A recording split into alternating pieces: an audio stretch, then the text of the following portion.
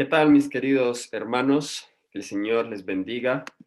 Es un gozo para mí poder estar con ustedes en una clase más en este curso de justificación por la fe. Espero que hayan hecho su lectura. Estamos hoy estudiando los capítulos 6 y 7 del libro de Romanos y también de nuestro libro guía. Tú también puedes ser salvo. El día de hoy vamos a hablar acerca de la santificación por la fe. ¿Qué es la santificación por la fe? ¿Cómo podemos experimentarla? Pero antes de eso, quisiera invitarlos a que conmigo tengan una palabra de oración. Vamos a orar. Querido Padre Celestial, que moras y reinas en las alturas de los cielos, infinitas gracias te damos, Señor, por la oportunidad de estudiar la ciencia de las ciencias, la ciencia de la salvación. Tú conoces los corazones con hambre y sed de justicia. Tú conoces las necesidades espirituales de cada persona que se ha conectado a esta clase. Y ruego, Padre, para que esta clase pueda despejar las dudas y pueda abrir delante de nosotros más claramente ese precioso camino de la salvación. En el nombre de Cristo Jesús. Amén. Amén. Amén. Suele decirse comúnmente y ciertamente, ninguna persona es santa. Santos no hay ninguno. Pero, ¿sabían ustedes que de acuerdo a la palabra del Señor, podemos llegar a ser santos? Sí, esas son las buenas noticias del Evangelio. Y eso es posible a través de la experiencia de la santificación. Y eso es lo que vamos a estudiar en este día.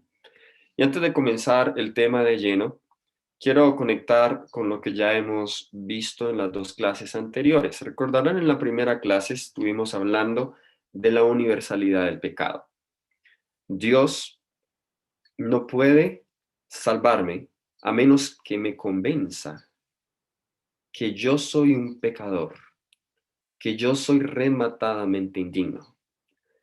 Y otra cosa que Dios tiene que convencerme a mí es que Él me ama, porque nadie amará a Dios si no está convencido que Dios le ama a Él. Entonces, cuando el pecador reconoce su indignidad y está convencido que Dios le ama, leímos en Romanos 2:4, que esa benignidad de Dios lo lleva al arrepentimiento. Cuando el pecador se arrepiente porque ve que sus pecados le han causado dolor a Jesús, confiesa sus pecados y recibe su perdón, hay una transformación dentro de su corazón, dentro de su ser, y experimenta el perdón o la justificación. Si esa palabra justificación le parece muy difícil, entonces piense en una palabra más fácil, el perdón. Pero la pregunta es, ¿cómo vivimos de allí en adelante? Porque aunque esto suene un poco difícil, en realidad la experiencia de la justificación es algo muy fácil y muy sencillo. Lo que yo he experimentado a manera personal, que es más difícil para el cristiano, es vivir y mantenerse de allí en adelante así tal cual, creciendo constantemente. La experiencia de la santificación para el cristiano es quizá la parte más difícil de comprender en el proceso de la salvación. Pero hoy vamos a tratar de hacer el mejor esfuerzo de poder entender la ciencia, la experiencia de la santificación. Comencemos entonces definiendo la palabra santificación o santo o santidad. La primera vez que esta palabra se usa en la Biblia es en Génesis, el capítulo 2, versículos del 1 al 3, en referencia al sábado. Se nos dice del sábado que Dios lo bendijo y lo santificó. Santificar, Kodesh, también se utiliza para hablar de santo, el lugar santo o el santuario. Santificar significa separar para un uso santo. O sea que cuando dice la Biblia que Dios santificó el día sábado, significa que Dios separó el sábado para un uso santo. Y la palabra allí, en Génesis 2:3 en el hebreo, es la raíz o es sinónima de la palabra Kodesh, que es la palabra para santo o santuario. Aquí la palabra es Kadash, ¿ok? Kadash, que significa colocar aparte para ser consagrado, ser consagrado o santificar, preparar, dedicar, llamar a algo santo. Esos son algunos de los significados de la palabra santo en el Antiguo Testamento. Así que esa es una persona santa, es una persona que ha sido separada para el Señor solamente, ¿ok?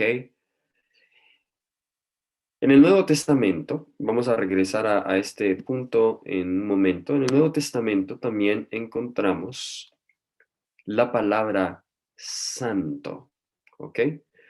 Y en el Nuevo Testamento la palabra santo es la palabra hagios, de la cual también se utiliza para referirse al santuario, o hagia, que sería la palabra para lugares santos, ¿ok?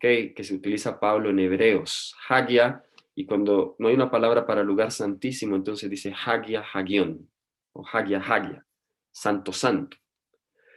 Es la palabra hagios y significa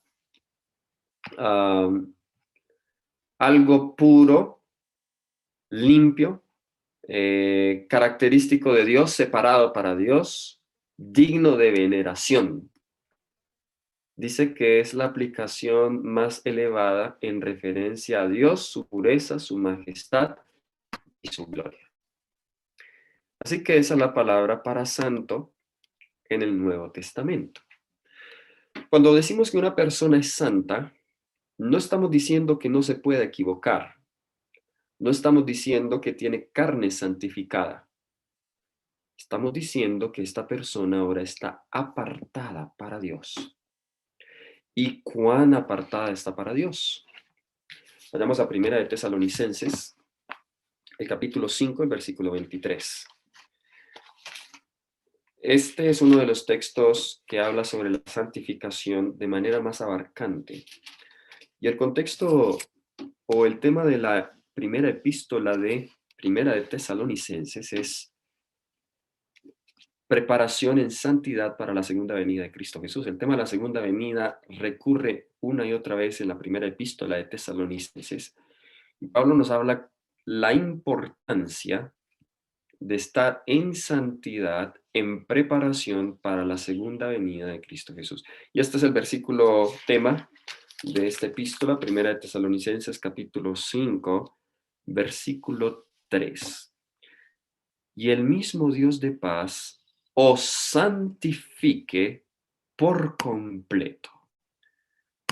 Note, nada más eso indica que la santificación es algo completo. ¿Y a qué se refiere Pablo cuando dice el Dios de paz os santifique por completo? Hagiazo es la palabra aquí, la raíz es hagios, que ya la habíamos visto. ¿Qué significa estar santificados por completo? Y todo vuestro ser, espíritu, alma y cuerpo, sea guardado irreprochable para la venida de nuestro Señor Jesucristo. Noten entonces que la santificación bíblica es una obra completa. ¿Y qué involucra? No solamente el espíritu, sino el alma y el cuerpo. ¿Okay? En este caso, el alma, la mente, el cuerpo, la parte física. O sea, la santificación es holística, es integral. Incluye todas las áreas del ser, el espíritu, la mente y el cuerpo. Así que cuando estamos en la experiencia de la santificación, es la experiencia en la cual una persona está dedicada dedicada y reservada completamente a Dios. Está apartada para uso santo. Jesús lo dijo de una manera similar en el Evangelio de San Mateo. Vamos al Evangelio de San Mateo. Y vamos a leer el capítulo 22, versículo 37 y 38. Mateo capítulo 22, versículos 37 y 38. Jesús le dijo, la pregunta de un intérprete de la ley que se acerca a Jesús y le pregunta, maestro, ¿cuál es el gran mandamiento de la ley? Jesús le dice, amarás al Señor tu Dios con todo tu corazón, con toda tu alma y con toda tu mente. La forma en como lo dice Marcos es con todas tus fuerzas, la parte física. ¿Ok? Este es el primer mandamiento. Así que santificación es una dedicación completa a Dios, espíritu, alma y cuerpo. Entonces, ahora sí podemos entender el lugar de las obras en la experiencia de la salvación, porque las obras son el fruto de la santificación y desde luego de la justificación. Ahorita vamos a ver, a veces vemos a estas dos cosas separadas, pero no podemos separar la justificación de la santificación. Entonces, como mi cuerpo ya está reservado para Cristo Jesús, ¿y cómo fue reservado? Cuando yo nací de nuevo, cuando fui justificado por Cristo. Entonces, como mi cuerpo está reservado a Jesucristo, entonces mi piel ya es de Jesús, yo no me voy a tatuar la piel, no me voy a hacer marcas sobre esta piel, porque yo no puedo rayar lo que no me pertenece, ¿ok? Yo no puedo rayar la piel que ahora es de Jesús. Como mi estómago es de Jesús, entonces yo no puedo meter a mi estómago y a mi aparato digestivo alimentos que, no que afectan mi cuerpo. No puedo meter eso a mi cuerpo porque yo ya reconozco que ya no soy mío, yo ya no pertenezco a otro, pertenezco a Cristo Jesús. Yo no puedo, entonces, destruir mis pulmones con tabaco, porque mis pulmones ya no son míos, sino que son de Jesús. Que en cuanto a la mente, ya voy a escoger lo que yo leo y no voy a escoger lecturas que exciten la mente, o no voy a estudiar cosas que atrofien la mente, destruyan mis facultades racionales, mentales, sino que voy a escoger solo el tipo de lectura, el tipo de estudios que nutran mi mente y que me lleven a comprender mejor la voluntad de Dios. Y desde luego el Espíritu, a través de la oración, el estudio de la palabra y la testificación. Así que estas cosas son el resultado común y natural de una persona que ha entrado en la experiencia de la santificación. Ahora déjenme decirles lo siguiente. Y esta es una tendencia muy común que suele surgir más en aquellos que son del ala conservadora en el Evangelio. Y es pensar que yo soy justificado por la fe, pero que entonces ahora tengo que santificarme por obras. ¿Ok? Eso es un engaño muy terrible. Y los Gálatas estaban cayendo en un engaño parecido. Déjenme leerles aquí y voy a ampliar lo que acabo de decirles.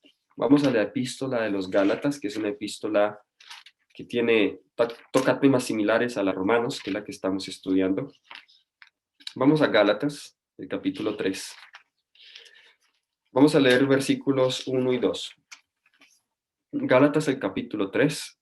Vamos a leer los versículos 1 y 2. Noten lo que nos dice la palabra del Señor. Gálatas insensatos. Uf, ¿cómo comienza ese texto de fuerte? Gálatas insensatos. ¿Quién os fascinó para no obedecer la verdad? A vosotros ante cuyos ojos Jesucristo fue ya presentado claramente crucificado. Versículo 2. Esto solo quiero saber de vosotros. ¿Recibisteis el Espíritu por las obras de la ley o por escuchar con fe? En otras palabras, Pablo les está preguntando, cuando ustedes aprendieron el Evangelio, ¿lo aprendieron por la fe que viene a través del Espíritu o por las obras? Versículo 3. Tan insensatos sois, habiendo comenzado por el Espíritu, es decir, habiendo comenzado por la fe, justificación, ahora vas a acabar por la carne o por obras. ¿Qué estaba pasando con los Gálatas? El que fundó las iglesias de Galacia fue el apóstol Pablo. Y nosotros sabemos por sus escritos qué era lo que Pablo enseñaba acerca de la salvación. Pablo enseñaba que el justo por la fe vivirá, que todo es por fe. Pero llegaron unos maestros judaizantes, se les dice a los judaizantes aquellos judíos que habían aceptado el cristianismo. Estos no son los judíos ortodoxos que rechazaron el Mesías.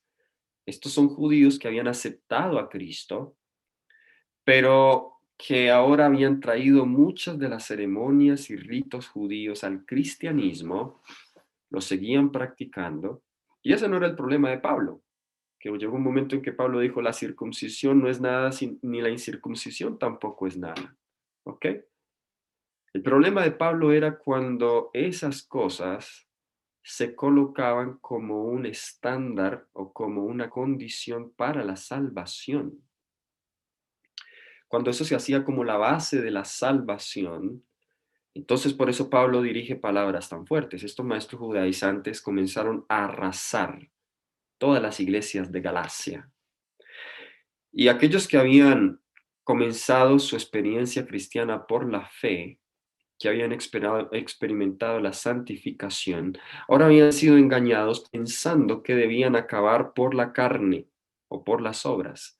Es decir, la experiencia de llena adelante dependía de ellos para perfeccionarse. Es un engaño muy fatal. Déjeme ilustrarlo de la siguiente manera. La justificación equivale a enterrar la semilla. Imagínense aquí, ¿ok? Una semilla, ¿ok?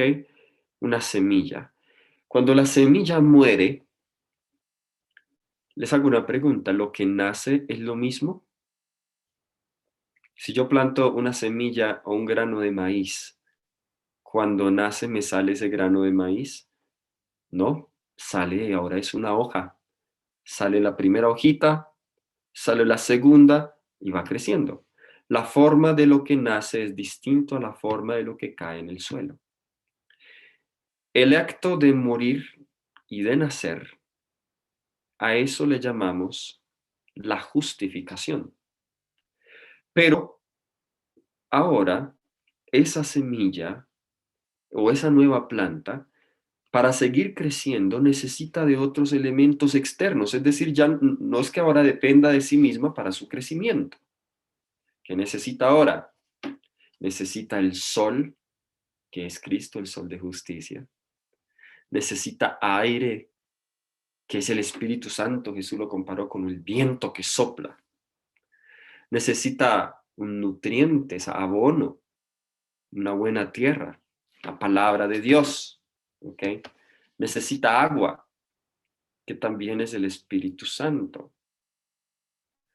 Necesita elementos externos a la planta para seguir ayudando a crecer a la planta. La planta no depende de sí misma para crecer. Igual en la santificación. Si nosotros creemos que soy justificado por la fe, es decir, por la fe, Dios me da un nuevo corazón, experimento el nuevo nacimiento, pero de allí en adelante dependo de mis propias fuerzas para seguir creciendo en Cristo. Eso es lo mismo que creer en el teísmo, donde se dice que Dios creó todo el universo por su palabra, pero que de ahí en adelante Él deja que todas las cosas sigan funcionando por sus leyes y fuerzas inherentes. Es esa misma evolución camuflada en esa teoría del teísmo. ¿Ok? Y nosotros podemos rechazar la teoría de la evolución en ciencia, pero es posible que en nuestra experiencia cristiana nosotros estemos o seamos evolucionistas, tanto en la justificación como en la santificación. Porque hablando de la justificación, algunos creen que siempre eso va a ser algo futuro, por allá futuro, cuando vayan a pasar la ley dominical, entonces, allá entonces, con la ayuda del Señor, allá yo voy a ser por fin un cristiano, el cristiano que siempre he deseado. Y pensamos que esa victoria es el resultado de cataclismos espirituales, ¿ok? Entonces tenemos esos altibajos así en nuestra vida espiritual y decimos que eso es algo normal y es parte del crecimiento cristiano y que requiere muchos años para entonces poder ser justificado por Dios verdaderamente. Bueno, eso es evolución de la más pura y tenemos que ser cuidadosos con eso, ¿ok? En algunas experiencias que he tenido en grupos que he visitado, algunas de estas experiencias las he escuchado por boca de otras personas. Algunas he tenido que verlas yo mismo. Ilustra cuán susceptibles somos caer en este engaño. Y como les dije, cualquiera puede caer, pero los del ala conservadora son un poco más susceptibles en caer en este engaño.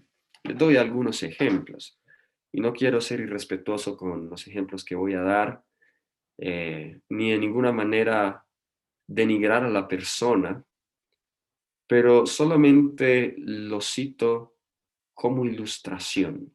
En cierto lugar, en cierto país, una persona eh, le gustaba hacer la leche de soya, pero no la colaba, no le echaba nada de dulce. Simplemente se la tomaba así con el afrecho y todo. Y los hermanos le decían, pero hermano, ¿por qué hace eso? Y el hermano decía, lo que pasa es que entre más abnegado sea mejor. Hay que matar el yo con todo esto. O sea, entre más austera sea mi experiencia cristiana, entonces más va a morir el yo. Interesante. Eso a mí me suena un poco como las prácticas monásticas de Lutero, cuando sometían el cuerpo a duro trato, lo cual no aprovechaba para la carne. En cierto otro lugar, en cierto país, también, el terreno era muy duro, mucha piedra. Entonces, la forma en cómo animaban a los hermanos era, y recuerdo el hermano me contaba a mí personalmente, eso es algo que no me he inventado, y me decía, no, nos decían que debíamos cavar muy duro y trabajar muy duro dándole con la pica todas esas piedras, porque es que así era que se mataba el yo. Así era que se mataba el yo. Déjenme decirles que el yo así no muere, el yo se alimenta así. Eso nunca va a matar el yo. Lo único que mata el yo es morir al yo. ¿Y cómo se muere al yo? Estando crucificados con Cristo. Es la única manera en cómo el yo muere. Ningún esfuerzo humano puede destruir y matar el yo en nuestras vidas. Eso debemos convencernos, hermano. Ni la dieta vegana mata el yo, ni la vida en el campo mata el yo. ¿No les ha pasado, los que viven en el campo, que me están escuchando en esta clase, que aún viviendo en el campo el yo puede estar vivo? Y en ningún momento estoy hablando en contra de vivir en el campo, yo mismo vivo en el campo. Pero eso no son medios para alcanzar la santificación. Eso es el resultado de la experiencia de la santificación. Que sí facilitan el crecimiento, ahorita vamos a mirar, a explicar eso mejor, sí, ¿ok? Es más fácil una persona desarrollar un carácter cristiano estando en el campo que estando en la ciudad. Es más fácil, dice el espíritu de profecía, pero no es el factor determinante, porque hay personas que viven en la ciudad que pueden ser mucho más cristianas que alguien que vive en el campo. Simplemente la diferencia es que el de la ciudad tiene más fe y el otro del campo tiene más suficiencia propia. Pero sí es más fácil. ¿A qué es más fácil?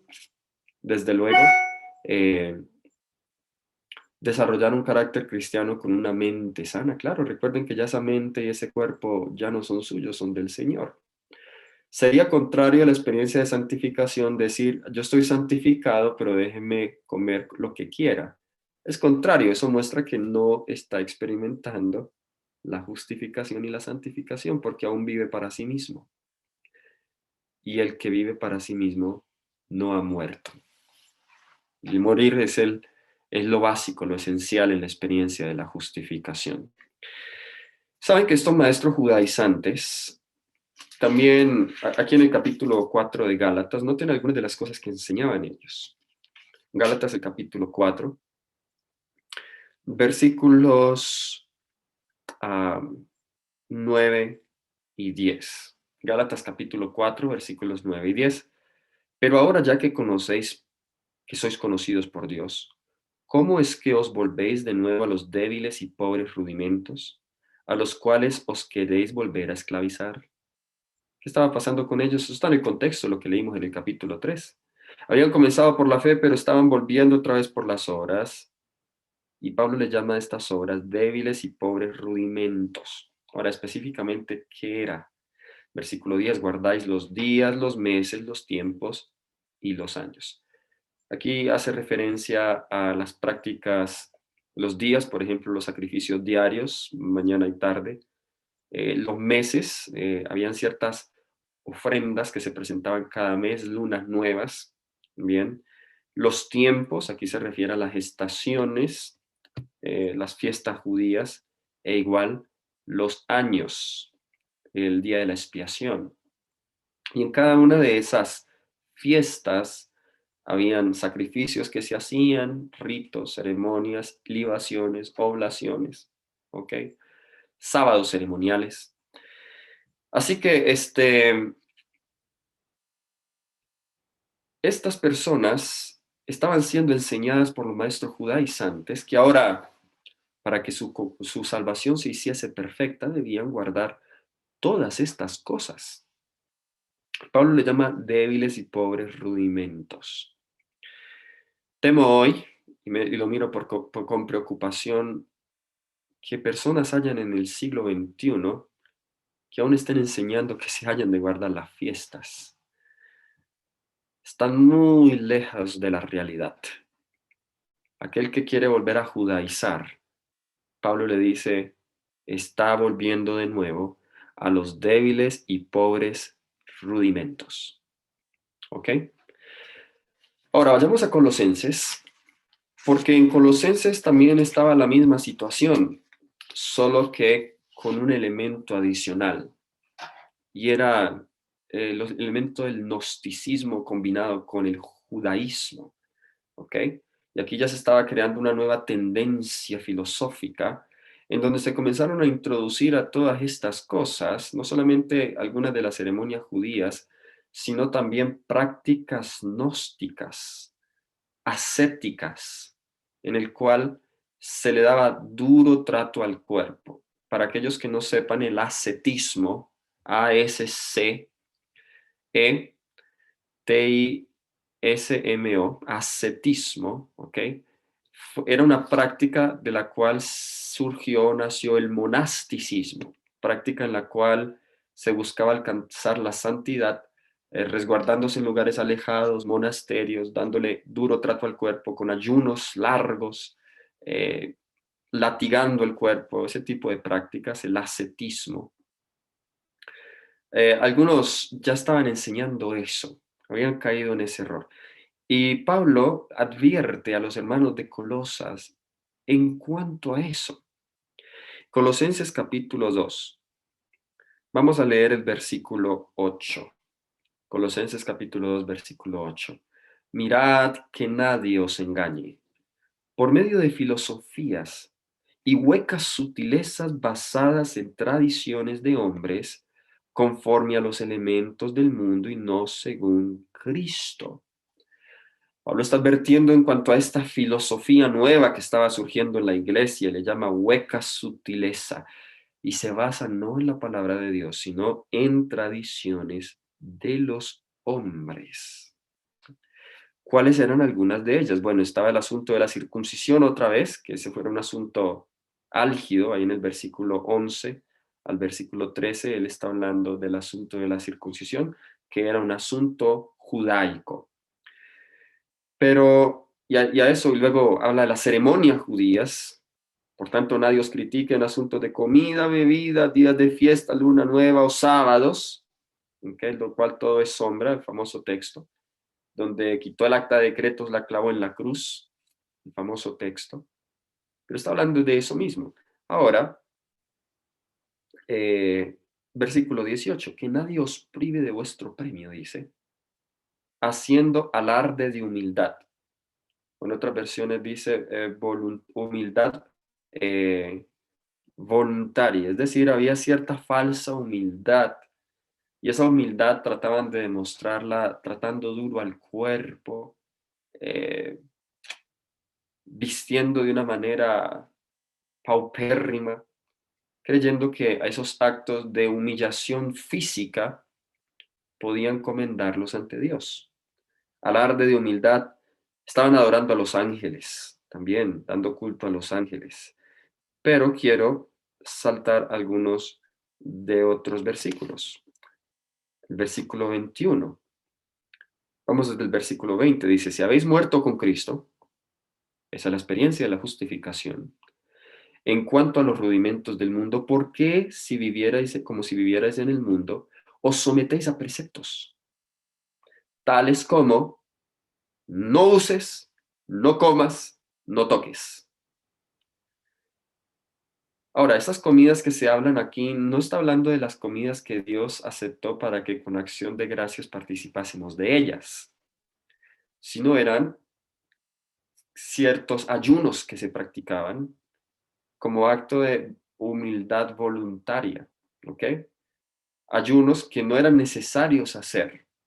No comas, no uses, no toques, ¿ok?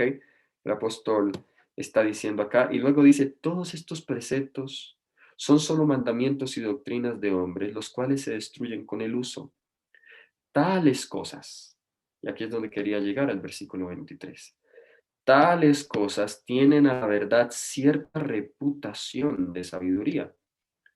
Cuando uno mira a personas y por lo general esas personas tienden a ganar mucho el respeto de otros, porque otras personas ven externamente su dedicación y dicen, wow, qué persona tan consagrada, mira cuánto ayuna, mira cuánto ora, solo come 2 comidas al día, wow, mira, por allá vivía 9 horas en el campo sembrando, bajo sol y bajo lluvia. Esa persona debe ser muy consagrada, ¿cierto?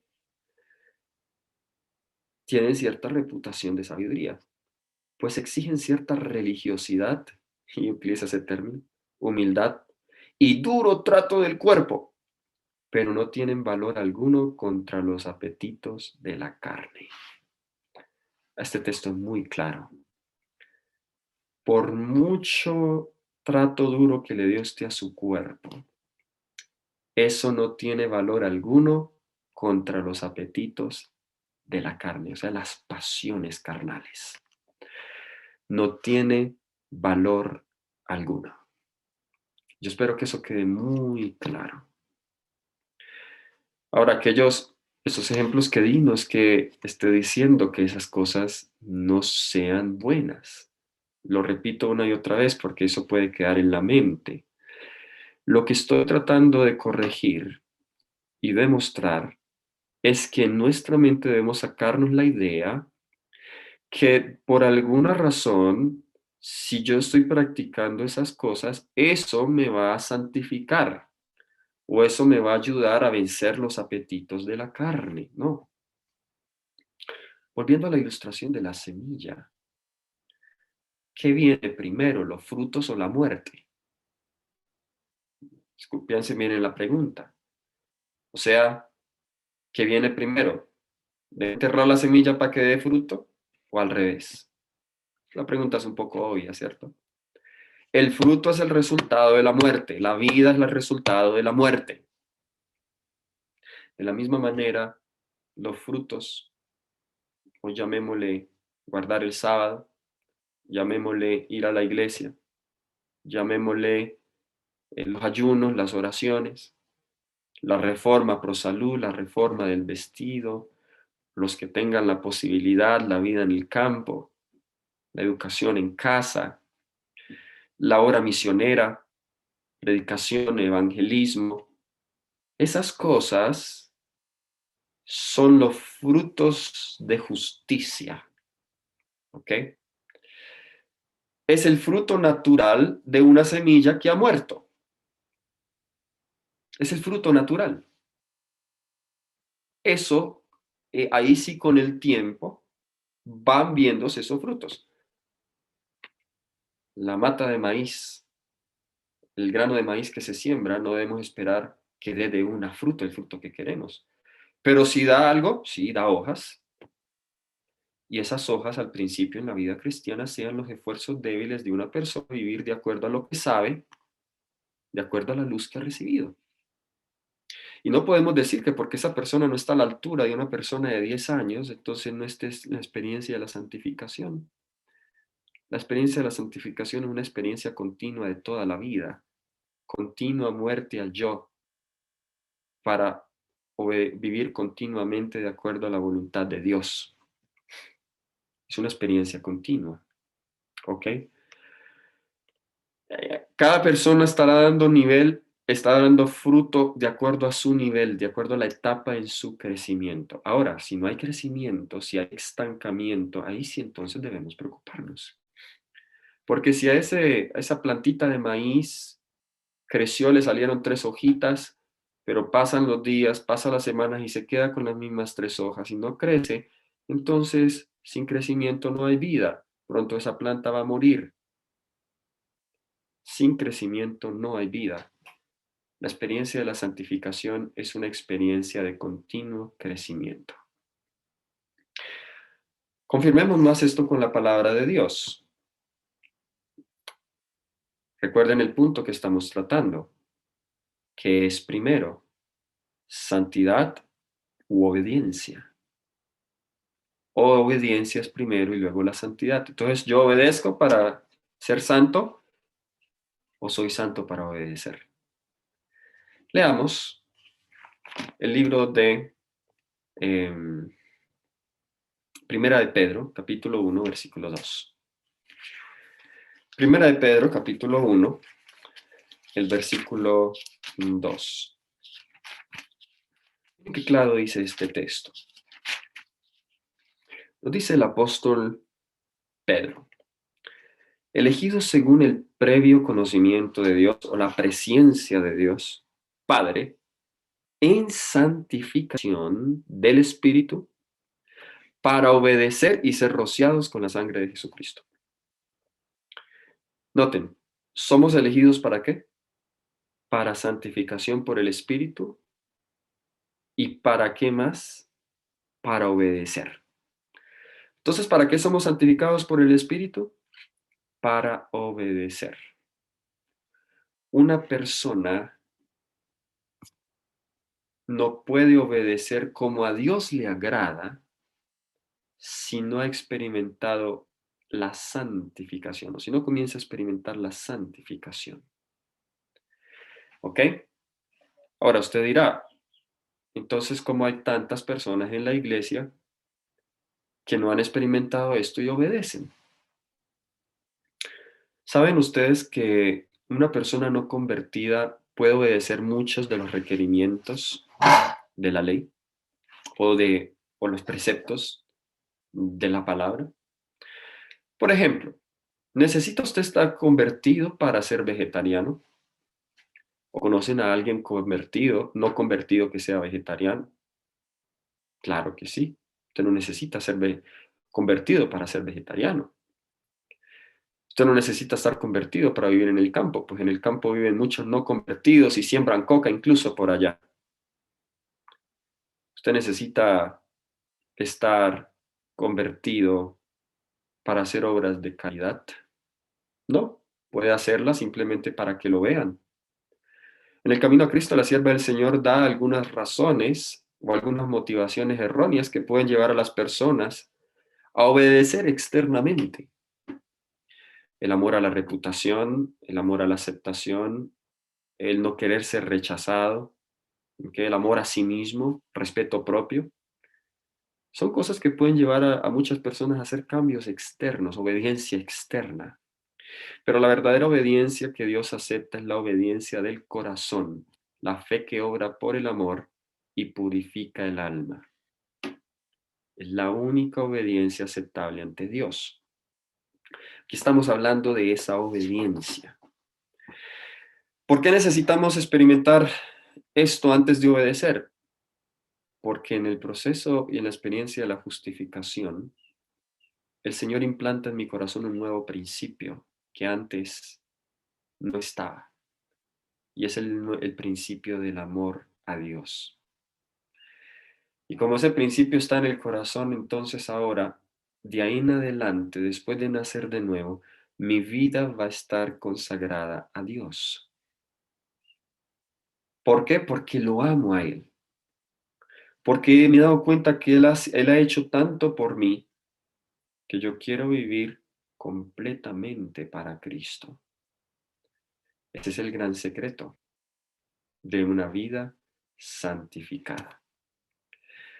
Ajá, muy bien. Vamos a 2 de Timoteo 2:21. Y ahorita vamos a adentrarnos en el libro de Romanos, ¿ok? Para verlo esto a la luz de Romanos, pero primero también veamos qué dicen otros escritos de Pablo. Pues es el mismo autor quien escribió estas cosas. Ya vimos el testimonio de Pedro también. 2 de Timoteo, capítulo 2, versículo 21. Dice, así que, si alguno se limpia de estas cosas, será instrumento para honra, santificado, útil al Señor y dispuesto para toda buena obra. De nuevo, de acuerdo a este texto, ¿qué nos dice de la santificación? ¿Para qué nos hace útiles? La santificación nos hace útiles y dispuestos para toda buena obra. Así que la santificación es la raíz, ¿ok? Es el principio que el Señor instaura en mi corazón para yo poder hacer buenas obras. Note, no estamos quitando las obras. Las obras deben estar presentes, porque si yo soy apartado por Dios para uso santo, debo tener obras de santidad, obras de justicia, como resultado natural de la santificación. Vayamos a otro texto. Judas, el versículo 1. Vamos a la epístola de Judas. Es una epístola corta que queda antes del Apocalipsis. Y digo versículo 1 porque solo hay un capítulo. Dice Judas, siervo de Jesucristo y hermano de Jacobo, a los llamados, santificados en Dios Padre y guardados en Jesucristo. Los santificados son los guardados en Jesucristo. Están guardados por la misma palabra que los creó de nuevo. La misma palabra que creó los mundos, de acuerdo a Hebreos 1:3, es la misma palabra que sostiene todas las cosas. La misma palabra que crea en mí un nuevo corazón Salmo 51:10.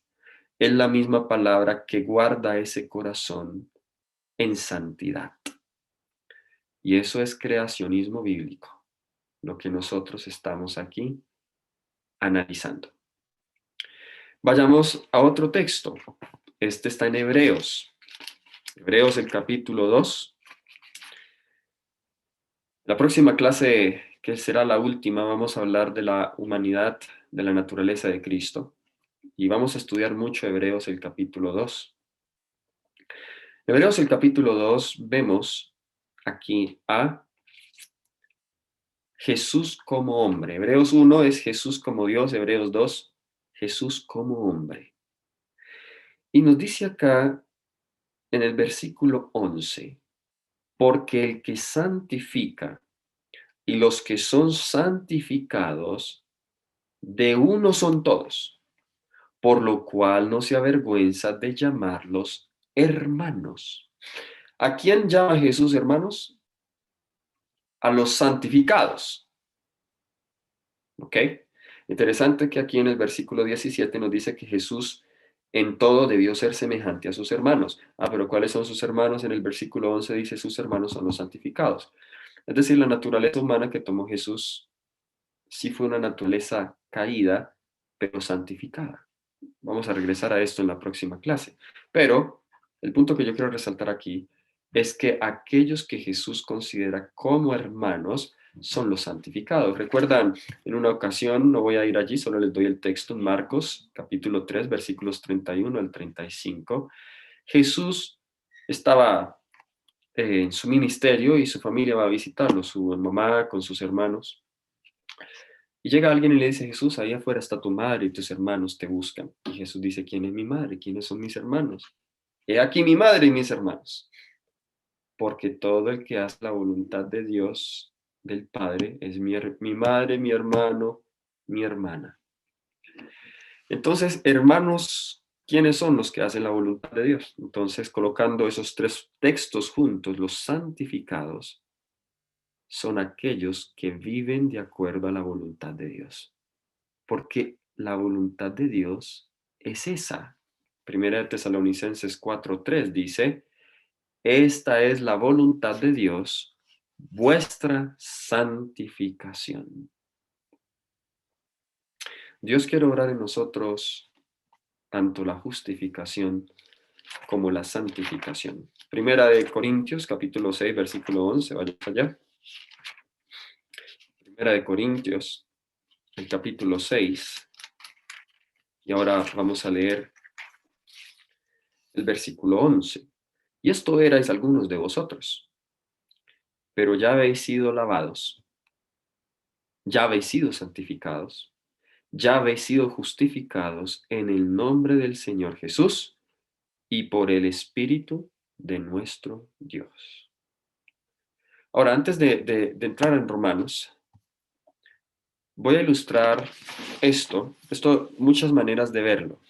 La Biblia está repleta de esta enseñanza. Veámoslo ahorita en la perspectiva del santuario. En el santuario hay tres apartamentos, o tres lugares claves, tres secciones. Hay una que se llama el patio o el atrio exterior. Y en el atrio exterior habían dos muebles muy importantes, que era el altar del sacrificio y el lavacro o la fuente de agua. Luego entonces estaba el lugar santo, donde estaba el candelabro al sur, la tabla, la mesa de los panes, la proposición al norte, y diagonal a ambos estaba, frente al velo, el altar del incienso. Detrás del velo, el lugar santísimo, y allí estaba el arca del pacto, junto con el propiciatorio encima de ella, y los querubines, y en la mitad de ellos la presencia de Dios.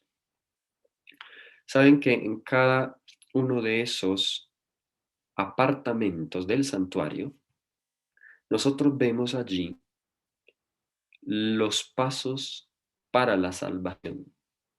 En el atrio vemos la justificación, en el lugar santo vemos la santificación, y en el lugar santísimo vemos la glorificación. ¿Cómo vemos la justificación en el lugar, en el atrio? Bueno, en el altar del sacrificio, yo muero, ¿ok? Yo presento mi cuerpo como sacrificio vivo, como dice Romanos 12:1. Santo, agradable a Dios. Muero. ¿Y qué es lo que muere? Muere el viejo hombre, que lo vamos a estudiar ahora. Ahora en el lavacro, ¿qué pasa ahora? Resucito a una nueva vida, la experiencia del bautismo en el lavacro. Entonces ya estoy listo para entrar al lugar santo. Ahora en el lugar santo, ¿qué pasa? En el lugar santo sigo dependiendo de los méritos de Cristo, porque la luz del candelabro es Jesús, porque el pan es Jesús y porque el incienso es Jesús.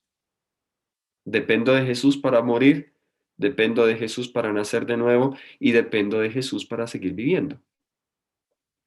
Pero ahora hay unos elementos los cuales me ayudan a mantenerme vivo. El estudio de la palabra, la mesa, la testificación, el candelabro y la oración, el altar del incienso.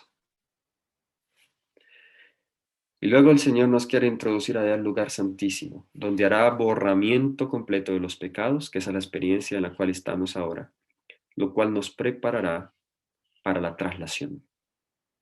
Ahí está en resumen lo que estamos hablando a la luz del santuario. Habiendo dicho eso, entonces, vayamos a Romanos 6. Esto, como el tiempo es sucinto, es corto, no podemos entrar en todos los detalles. En el libro mío yo voy, es un comentario, como les dije, yo voy versículo por versículo y sección por sección del libro, explicando cada una de estas cosas. Así que por eso este libro es un libro que le va a ayudar a usted a complementar esta clase. Así que vayamos a Romanos, el capítulo 6, pero para el contexto de Romanos 6, leamos desde el capítulo 5, versículo 20. Nos dice, la ley pues se introdujo para que el pecado abundara, pero cuando el pecado abundó, sobreabundó la gracia. Entonces, como dijimos en la clase anterior, el ser humano necesitó gracia porque entró el pecado. Y gloria a Dios que la gracia es más abundante que el pecado.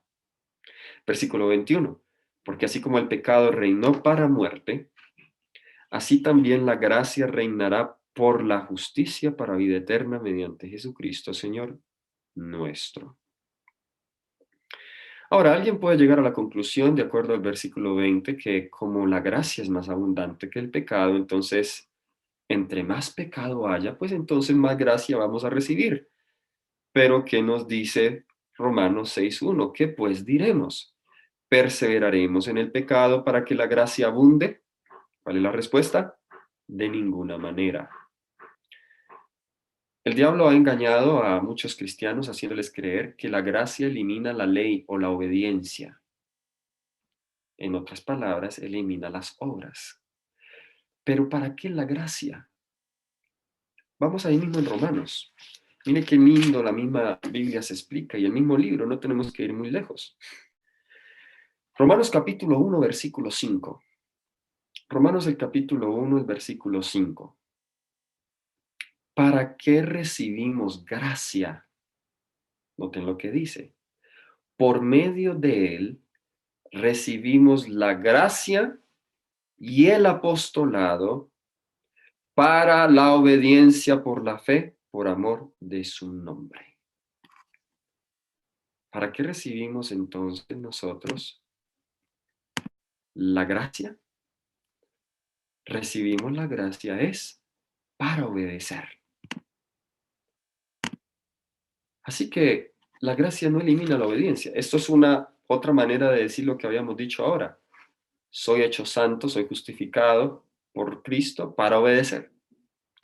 La gracia es para obedecer. Por eso Pablo pregunta acá, ¿perseveraremos en el pecado para que la gracia abunde? En ninguna manera, no, no es posible, es contradictorio, porque si la gracia es para obedecer, ¿cómo entonces cuando yo he recibido gracia voy a seguir pecando?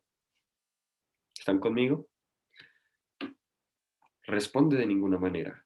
Y ahora va a hacer la analogía de la muerte de Cristo y de su resurrección, o sea, del altar del sacrificio y del lavacro en el santuario. Noten, porque los que hemos muerto, y él se incluye, esto es clave para entender Romanos 7. Eso ya es otro estudio, pero está también aquí en el libro. Pero Romanos 7, hay una discusión hoy en teología, si este hombre de Romanos 7 es un hombre convertido o es un hombre no convertido. Que si Pablo está hablando de su experiencia antes de su conversión o después de su conversión. Bueno, aquí comenzamos a tener algo de contexto para Romanos 7. Pablo dice acá, los que hemos muerto al pecado, ¿cómo viviremos aún en él? Cuando llegamos a Romanos 7, vemos que este hombre de Romanos 7 está vivo en el pecado. Él dice, yo ya no lo hago, sino el pecado que mora en mí es esclavo del pecado. ¿Ok? Los que hemos muerto al pecado, ¿cómo viviremos aún en él? Es una contradicción. Es una contradicción decir que yo sigo siendo grano después que he caído en la tierra y ahora y soy maíz, entonces decir, yo sigo siendo grano. No, recuerden, lo que nace es distinto a lo que se siembra. Lo que debe nacer en el nuevo nacimiento debe ser distinto a lo que murió. Versículo 3. ¿O no sabéis que todos los que hemos sido bautizados en Cristo Jesús, hemos sido bautizados en su muerte? Así que este es el verdadero bautismo. El verdadero bautismo no es cuando lo sumergen a uno en el agua. Esa es simplemente la ceremonia externa de una experiencia interna que ya debemos haber experimentado antes de esa ceremonia. El verdadero bautismo es morir con Cristo. Y dice, porque somos sepultados, versículo 4, juntamente con Él para muerte por el bautismo, a fin de que como Cristo resucitó de los muertos por la gloria del Padre, así también nosotros andemos en vida nueva. ¿Cuál es el resultado de morir? La vida nueva. La vida es el resultado de la muerte.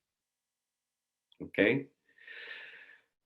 Ya que el primer nacimiento no nos sirve, como le dijo Jesús a Nicodemo, porque en pecado nos concibió nuestra madre, porque nacemos con una tendencia pecaminosa que nos domina, heredada, y cuando tenemos conciencia comenzamos a cultivarla. Entonces, como ese primer nacimiento no nos sirve, y como nuestros padres biológicos no nos sirven tampoco, necesitamos nacer de nuevo y cambiar de padre. ¿Ok? Porque el primer nacimiento y los primeros padres no nos sirven para ser salvos. Así que al nacer de nuevo implica también que voy a tener un nuevo padre. ¿Cuándo es que un bebé se hace hijo de la mamá? Cuando nace. ¿Cuándo nos hacemos hijos de Dios? Cuando nacemos de nuevo. Ah, usted puede preguntarse, oye, pero yo creí que todos eran hijos de Dios. A ver, ¿son todos hijos de Dios, verdadero o falso? Es una pregunta un poco capciosa, ¿cierto? Bueno, todos somos hijos de Dios por creación.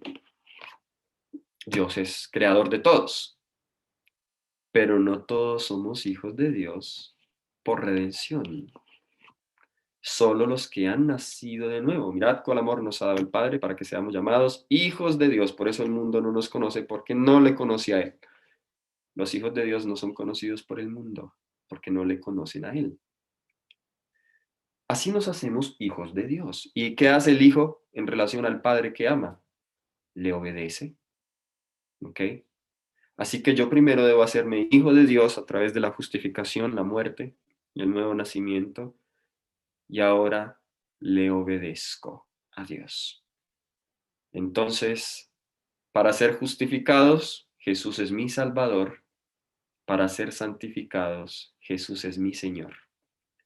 Como Salvador, me perdona y me libra de mis pecados, me salva de mis pecados. Como Señor, le obedezco a Él. Muy bien. Entonces, ¿cómo debe vivir una persona que ha nacido de nuevo? Dice, para que andemos en vida nueva. Ahora el versículo 5 dice algo poderoso. Algo poderoso. Aquí hay un poder para el cristiano. Dice, si fuimos plantados juntamente con Él en la semejanza de su muerte, así también lo seremos en la de su resurrección. Mira lo que Pablo está diciendo acá. Pablo está diciendo acá que la experiencia de la muerte de Cristo debe, o la muerte nuestra, debe corresponder a la muerte de Cristo, pero también nuestra resurrección debe corresponder a la resurrección de Cristo. A ver, ¿qué quiere decir eso? Vamos a explicar eso. Cuando Jesús resucitó, ¿con qué cuerpo resucitó? ¿Seguía teniendo el mismo cuerpo y la misma carne pecaminosa que había heredado por los últimos 4000 años?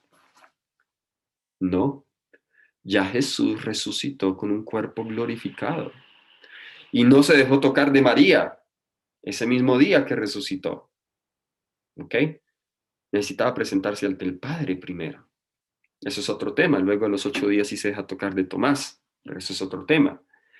Pero Jesús resucitó con un cuerpo glorificado. Ahora, otra cosa. ¿Podía Jesús pecar antes de la cruz? ¿Podía pecar? Escuchen la pregunta. No estoy diciendo que pecó, pero podía pecar. Como hombre podía pecar. Como hombre fue tentado, no como Dios, porque Dios no puede ser tentado. Pero ¿podía Jesús pecar después de la resurrección? No, ya había obtenido la victoria. Se le había devuelto su divinidad. El mismo Jesús dijo, yo coloco mi vida y la vuelvo a tomar. Él hizo uso de su divinidad por el permiso del Padre para resucitar. ¿Qué quiere decir entonces? Aquí no estamos hablando de carne santificada. En nosotros no tenemos un cuerpo glorificado cuando nacemos de nuevo, pero sí un cuerpo santificado. Y si nos mantenemos allí en la semejanza de la resurrección de Cristo, significa que ahora estamos siendo partícipes de su divinidad y mientras que nos mantengamos pegados a Cristo en su divinidad, no vamos a pecar. En el momento en que me desprenda de él, peco. Pero bendito Dios que siempre hay la oportunidad de volver. Ahora no juguemos con esas oportunidades, pero siempre hay la oportunidad de volver. Juan entendía que no hay tal cosa como carne santificada. Para los que no sepan de qué estoy hablando, era una doctrina errónea que surgió a inicios del adventismo y luego volvió a resurgir por allá a finales del siglo XIX, principios del siglo XX, en Indiana, donde se creía que una persona cuando nacía de nuevo, entonces toda su carne quedaba santificada y de ahí en adelante cualquier deseo o impulso que tuviera era un impulso santo. Entonces, si le daba por gustarle la mujer de su prójimo, así que como ya había nacido de nuevo, pues ese impulso debe ser santo y debía obedecerlo. No estamos hablando de eso. Tampoco estamos hablando de una vez salvo, siempre salvo. Tampoco estamos hablando de eso. Porque dije, existe la posibilidad de separarse de Cristo. ¿Ok? Pero mientras nos mantengamos apegados de la vid como pámpanos, ¿ok? El que permanece en él, primera de Juan dice, capítulo 3, versículo 6, no peca el que permanece en Cristo. Mientras permanece. Primera de Juan 2:1, hijitos míos, estas cosas os escribo para que no pequéis. Pero si alguno pecare. Juan sabía que existe la posibilidad, pero no lo presentó como el ideal. Estas cosas os escribo para que no pequéis. Si alguno pecare, abogado tenemos para con Jesucristo, para con el Padre, a Jesucristo el justo. ¿Ok? Ese es un estudio muy interesante allí, de ese texto, porque cuando dice si alguno pecare, ¿ok? En el griego eso significa el pecado que se habla allí es exclusivamente, específicamente, errar al blanco. Es decir, en el esfuerzo sincero de una persona en vivir en el ideal de Dios van a haber momentos en que van a errar al blanco. Y ese es el tipo de pecado que habla específicamente allí. Ahora, no quito el hecho que también se puede aplicar a otros pecados aún voluntarios y abiertos de una persona. Siempre mientras haya gracia, la persona tendrá la oportunidad de arrepentirse, pero cada vez se va a hacer más difícil, por eso no podemos jugar con la salvación. Si yo me arrepentí de un pecado una vez, pero vuelvo a caer en ese pecado la segunda vez, va a ser más difícil arrepentirse del mismo pecado. Y poco a poco el corazón se va endureciendo si repetidamente cometo el mismo pecado, hasta que seré dejado en tinieblas y cometeré el pecado imperdonable. Pecado imperdonable que es la blasfemia contra el Espíritu Santo, el resistir la invitación del Espíritu Santo constantemente, no es algo que yo cometa de un día para otro. Es un rechazo continuo por mucho tiempo. Entonces, eso es lo que está diciendo el versículo 5. Así vive una vida así vive una persona que ha nacido de nuevo. Ahora, aquí dice que hay algo que muere. ¿Qué es lo que muere? Vamos al versículo 6. Sabiendo esto, que nuestro viejo hombre fue crucificado juntamente con él, para que el cuerpo del pecado sea destruido a fin de que no sirvamos más al pecado. ¿Qué es lo que muere? El viejo hombre. ¿Qué es el viejo hombre? Estos términos son así un poco abstractos y no los entendemos. Es necesario explicarlo más claramente. ¿Qué es el viejo hombre? No pierdan Romanos 6. Vayamos ahora al libro de Colosenses otra vez. Ajá, libro de Colosenses, el capítulo 3. Y miremos acá cómo Pablo define el viejo hombre en términos prácticos. A partir del capítulo 3 de Colosenses, Pablo ya comienza con las exhortaciones prácticas, a la luz de lo que ya había discutido en los primeros dos capítulos, que fue la disertación teológica. Nos dice pues el versículo 5, haced morir pues lo terrenal en vosotros. ¿Qué es lo que tiene que morir? Aquí está, dice, fornicación, impureza, pasiones desordenadas, malos deseos y avaricia, que es idolatría. Por estas cosas la ira de Dios viene sobre los hijos de la desobediencia. Habíamos visto en Romanos la ira de Dios, en las cuales vosotros también anduvisteis en otro tiempo cuando estabais en ellas, pasado. Pero ahora, dejad también vosotros todas estas cosas, ira, enojo, malicia, blasfemia, palabras deshonestas de vuestra boca. No mintáis los unos a los otros, habiéndoos despojado del viejo hombre con sus hechos, y revestido del nuevo. Este, conforme a la imagen del que lo creó, se va renovando hasta el conocimiento pleno. ¿Ven? El presente continuo allí se va renovando hasta el conocimiento pleno. ¿Qué significa que el viejo hombre muere entonces? La fornicación, la impureza, las pasiones, los malos deseos, la avaricia, la ira, el enojo, la malicia, la blasfemia, las palabras deshonestas, todos los pecados, desde sus mismos inicios, aquí en el corazón, las intenciones del corazón, eso es lo que muere. Entonces les hago una pregunta. ¿Puede entonces una persona decirse que ha muerto, que ha nacido de nuevo, cuando todavía se enoja fácilmente? Y aquí ya estamos tocando cosas muy personales. Quizá el día anterior a esta clase usted se enojó con su esposa o con su esposo, o se enojó con sus hijos, o se enojó con el hermano de iglesia que no estaba de acuerdo con su punto doctrinal, su punto de vista doctrinal. Eso es una evidencia que quizá no hemos nacido de nuevo. Ahora, déjeme aclarar un poco aquí esto. El deseo de toda la gente es, no tengo aquí, no la tengo preparada en mis notas, pero aquellos que han leído el libro pueden testificar que es así. Hay una cita donde la sierva del Señor dice que no debemos culpar a alguien o decir que alguien está en pecado, estoy parafraseando, cuando de una manera repentina e inesperada o un descuido que hubo en un momento, una persona cae en pecado. Está el ejemplo de Moisés, por ejemplo. Moisés se airó y golpeó la roca y le habló muy fuerte al pueblo.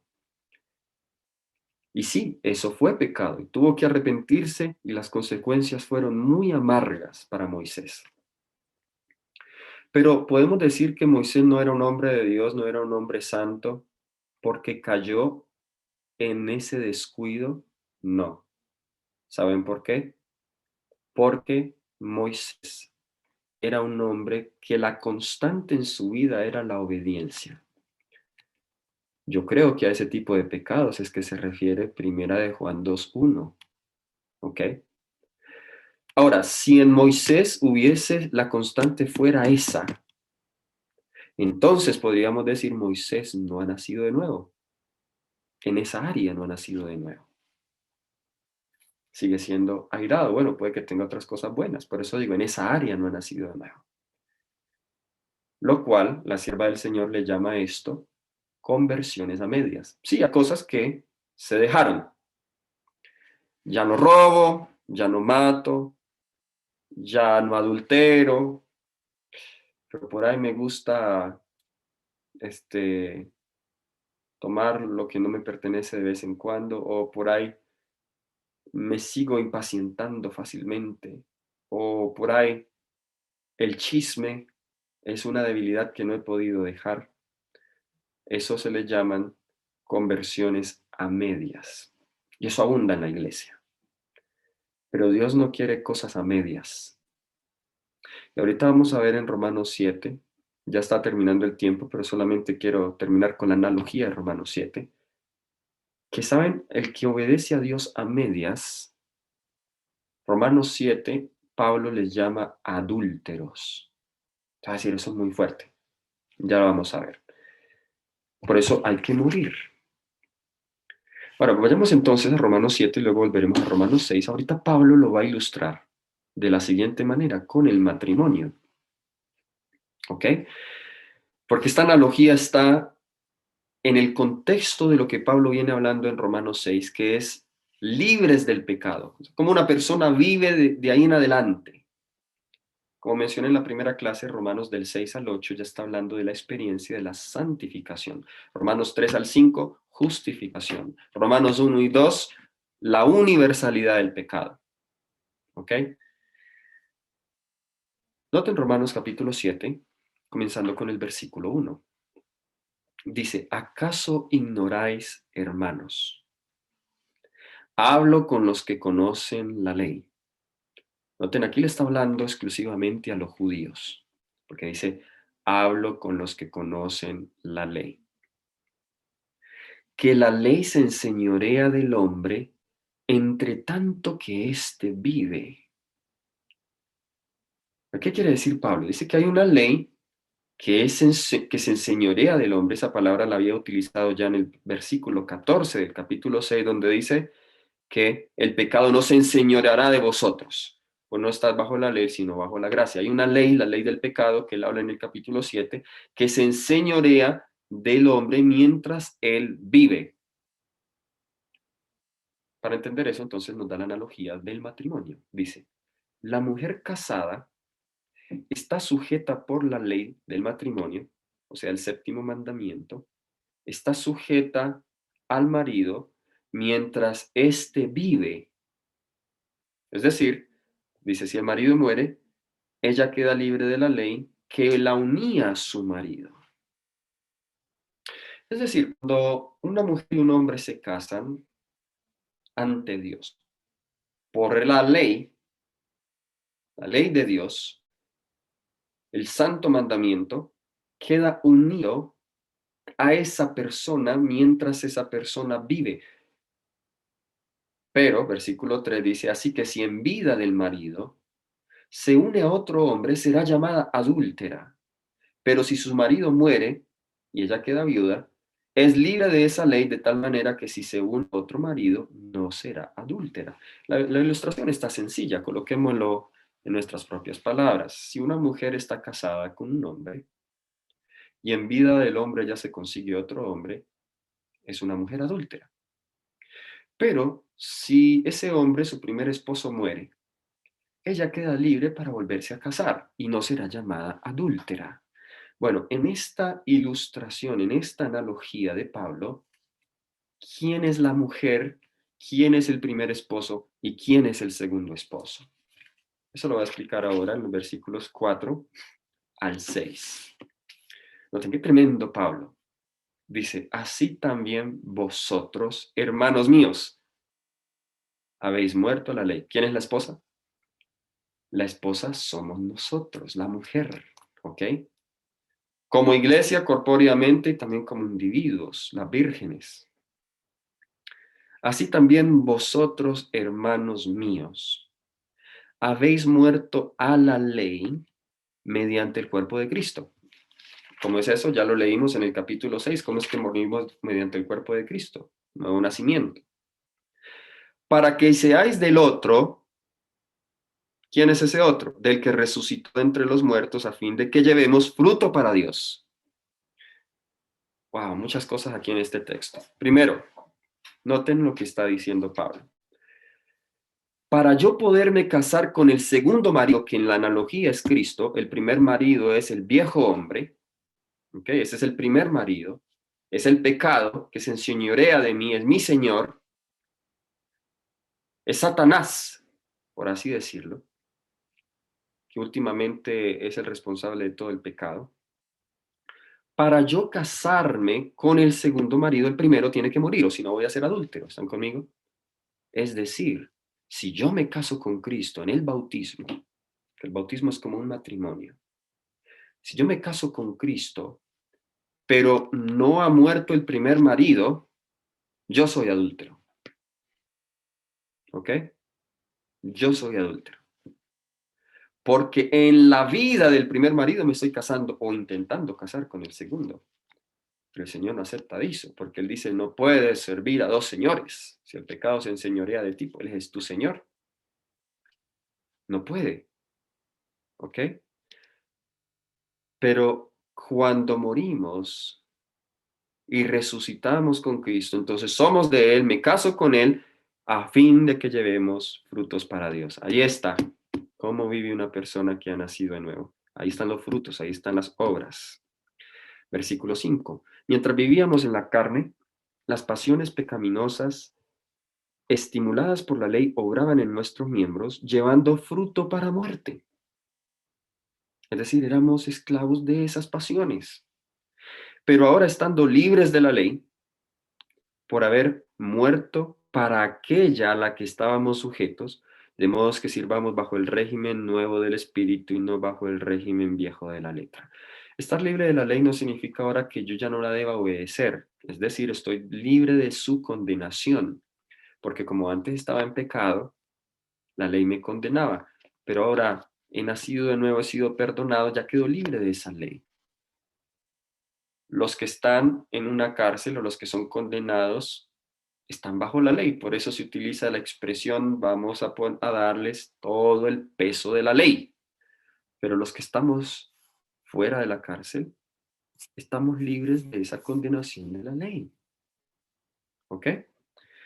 Muy interesante la analogía de Pablo. Ahora, quiero compartirles algunas citas aquí en la pantalla del espíritu de profecía con respecto a la santificación. Ya he puesto fundamento bíblico y pueden ustedes seguir leyendo el capítulo 6 de Romanos porque sigue diciendo muchas otras cosas más increíbles. Pero vayamos aquí ya para terminar con algunas citas del espíritu de profecía. Ok. Esta cita nos dice, no es nuestra elevada vocación, es una matutina, página 214. ¿Qué es la santificación? consiste en entregarse a sí mismo plenamente y sin reservas, alma, cuerpo y espíritu a Dios. ¿Recuerdan? Ya lo leímos. Eso es santificación. Entrega sin reserva. Para obrar con justicia. Entonces, ¿qué viene primero? La entrega antes que las obras, ¿cierto? ¿Ven? El espíritu de profecía está en armonía con la Biblia. Para orar con justicia, para amar la misericordia, para caminar humildemente con Dios, para conocer y para realizar la voluntad de Dios sin tomar en cuenta el yo o los intereses personales, para tener una mente orientada hacia el cielo, pura, desinteresada, santa y sin mancha. La persona que ha muerto en Cristo ya no toma en cuenta su yo y sus intereses personales en sus decisiones. No toma decisiones mirando qué ventajas puede sacar. Toma las decisiones es porque Dios lo conduce. Y aunque esa decisión requiera un gran sacrificio, sabe que si Dios le está pidiendo ese sacrificio, entonces la voluntad de Dios es santa, agradable y buena y la va a seguir, aunque hayan pérdidas personales. ¿Ok? Es una mente pura, santa, desinteresada y sin mancha. Noten esta otra cita.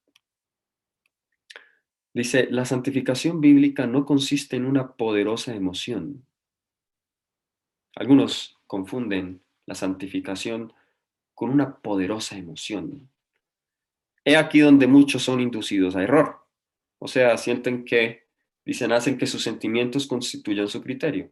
Cuando hay momentos en donde se sienten muy alborozados, muy excitados, sienten fuego espiritual, dicen, oh, yo creo que hoy sí, el Espíritu Santo me llenó. Pero esos sentimientos no son nos dice acá, los sentimientos felices o la ausencia de gozo no es evidencia ninguna de que una persona está o no está santificada. No existe tal cosa como santificación instantánea. La verdadera santificación es una obra diaria que continúa por toda la vida. Los que están luchando con tentaciones cotidianas, venciendo sus propias tendencias pecaminosas y buscando la santificación del corazón y la vida, no realizan ninguna pretensión ostentosa de santidad. Tienen hambre y sed de justicia, el pecado les parece excesivamente pecaminoso. Es una obra diaria de morir al yo. Es decir, ese primer nacimiento, el cual me unió a Cristo, este nacimiento debo yo experimentarlo diariamente. Y esa continua muerte al yo y vivir para Cristo es santificación. Por eso les digo, la justificación y la santificación son como dos rieles del tren, van paralelos. No se puede separar el uno del otro.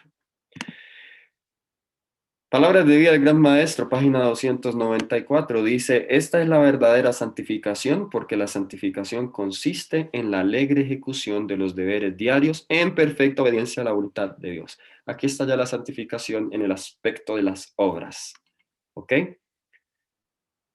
Como la santidad en Cristo, su justicia me califica para hacer las obras. Al hacerlas, entonces, perfecciona mi santidad. ¿Ok? Muy bien. Siguiente cita. La santificación del alma por la obra del Espíritu Santo es la implantación de la naturaleza de Cristo en la humanidad. ¡Wow! ¡Qué hermoso! Es el mismo libro, página 316. ¿Recuerdan que dijimos? La naturaleza de Cristo, pero ya su naturaleza divina en el alma. ¿Okay?